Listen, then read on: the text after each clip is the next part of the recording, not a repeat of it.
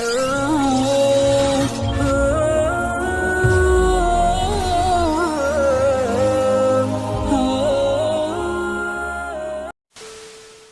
rumus di dalam hidup rumah tangga. Yang pertama adalah jangan jadikan rumah tanggamu karena Allah. Hidupkan suasana rohaniyat. Mulai digunakan untuk sholat sunnah, baca Al-Quran, berzikir rumahmu. Ini pertama. Sehingga kalau pasanganmu semakin dekat kepada Allah dan dirimu juga senang dekat kepada Allah, nanti akan terbimbing secara otomatis. Jangan biasakan di rumah kita ada maksiat. Karena maksiat itu sebetulnya mengajari dia untuk bermaksiat di saat jauh dari kita. Misalnya seorang suami ngajari istrinya nonton yang enggak-enggak. Na'udzubillah, hari ini kan banyak film-film yang enggak karu-karuan. Sampai film porno, film ini. Ngajak nonton bersama dengan istrinya. Waktu suaminya pergi, istrinya nonton sendiri. Yang ngajari suaminya. Bodoh dia. Pastikan di rumah kita tidak boleh melihat yang haram. Tidak boleh terjadi itu. Harus pertama ini. Rambu-rambunya. Baru nanti kewajiban akan terjadi. Yang kedua adalah bangun cinta. Karena Allah. Kasih sayang karena Allah Subhanahu wa taala. Rumusnya sederhana. Rumusnya sederhana. Jadilah engkau budak untuk istrimu. Wahai istri, jadilah engkau budak untuk suamimu. Kata Sayyidina Ali. Maksudnya semuanya siap mengabdi kepada pasangan. Jangan memperbudak. Selesai. Jangan memperbudak pasangan. Hati-hati. Ini rumus. Kemudian rumus selanjutnya. Tapi rumus selanjutnya ini akan jadi pertanyaan buat Anda tadi. Lakukan kewajibanmu, jangan banyak menuntut. Nah ini Anda kata, kewajiban saya apa kan itu ya. Lakukan kewajibanmu, jangan banyak menuntut. Baik, mulailah dari jangan menuntut dulu.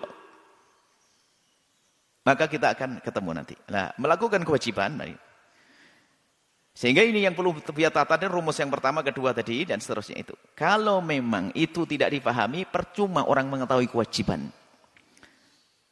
Adapun nanti kewajiban-kewajibannya itu adalah seperti memberi nafkah. Itu secara otomatis nanti. Memberi nafkah. Karena dia sudah ngerti syariat, dia akan dosa nyari nafkah. Memberikan kasih sayang, mengayomi, melindungi, dan seterusnya. Nah, kemudian setelah itu, kalau ini rumus yang ketiga ini, jangan banyak menuntut ini. Sehingga lihat dalam hidup ini hampir tidak tampak yang namanya kewajiban yang harus dituntut. Coba ini. Buya tidak ingin bahwasanya rumah tangga itu hanya beda-beda. Ini tugasmu, ini tugasku. Ini tugasmu, ini tugasku. Nah, ini repot. Saya tanya, Buya, rumah tangga itu tugas siapa sih? Dapur itu? Nyapu tugas. Nah, ini ribet ini. Hidup ini kan tidak seperti itu. Hidup itu tidak perlu hitung-hitungan.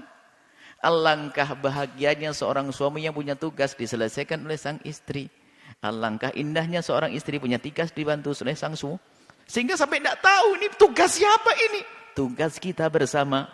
Seorang ibu bertanya, Buya, siapa sih punya tugas ngerawat anak? Saya punya suami nggak pernah ngerawat anak saya. Kalau pulang tuh seolah-olah ini yang tugasnya hanya tugas saya saja.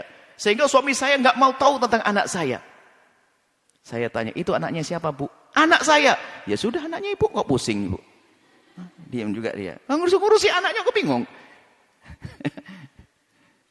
Jadi hidup Anda jangan seperti itu. Jangan pilah-pilahan. Anggap saja subhanallah. Tak ini di rumah, istri lagi tidak enak badan, nyapu, Anda nyapu. Nabi yakummu manzilahu. Nabi menyuci. Jangan bertanya ini tugas siapa? Tugas bersama.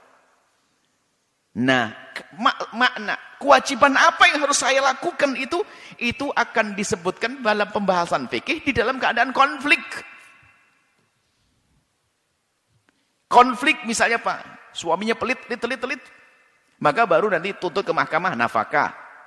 Kan begitu.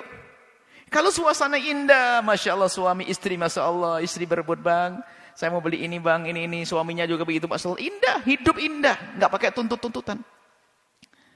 Maka baru nanti, kalau dalam keadaan problem, kita baru bicara, kewajibanku mana, kewajibanmu mana, kewajibanku mana, kewajibanmu mana. Nah ini, namanya saling menuntut. Kapan tuntutan itu berlaku? Di saat sudah tidak stabil lagi. Seorang suami perlu juga mengerjakan kerjaan istri di rumah kita. Mau membantu orang lain saja bisa, membantu istri masa nggak bisa? Kadang-kadang kok nggak masuk. Ini kan tugas istri. Nah memang istri siapa? Istriku. Terus, nolong orang saja mau, masa nolong istri nggak bisa? Iya sih, makanya mikir gitu loh. Orang hidupnya nggak pakai mikir, nolong istri susah. Istri nolong suami nggak bisa. Terus siapa? Hidup kan harus tolong menolong, ta'awanu, indah. Makanya dalam hal ini kami tidak pernah mencoba menekankan ini kewajibanmu. Nanti kalau saya ngomong kewajiban suami begini, istri ngomong, bang, tuh dengar tuh. Gara-gara Buya Yahya merinci 1, 2, 3, 4 kewajiban suami kepada istrinya. Istrinya ketawa, ya sudah, sekarang saya nggak mau ngerjain karena katanya kewajibanmu. Nggak gitu hidup. Atau sebaliknya, kewajiban istri begini-begini, suami nggak mau, loh hidup kayak apa begitu? Ada manajemen rumah tangga. Ya presidennya kamu sebagai seorang laki-laki. Tapi menterimu kan istrimu, kerja sama dong. Masa presiden menteri musuhan? Enggak dong, bagi-bagi kerja seperti itu. Itulah yang perlu kami sampaikan. Keindahan itu perlu dibangun. Sehingga di saat seorang suami bisa mengerjakan kerjaannya seorang istri, yang ada adalah kebanggaan. Kenapa? Aku telah mengerjakan pekerjaan orang yang sangat aku cintai. Bangga, sayang, sudah selesai. Suami senang karena dia mengerjakan kerjaan istri yang dicintainya. Sang istri senang dikerjakan oleh sang suami. Terima kasih. Balas suaminya, istrinya begitu. Indah. Hidup tuh kayak gitu. Jangan tuntut-tuntutan. Istri nuntut begini, nuntut begitu. Semuanya nuntut. Bang, kenapa abang rambutnya kok keriting? Akhirnya suaminya ngomong, kenapa hidungmu begitu? Kan enak tuntut-tuntutan. Hidup kok tuntut-tuntutan. Gak begitu caranya.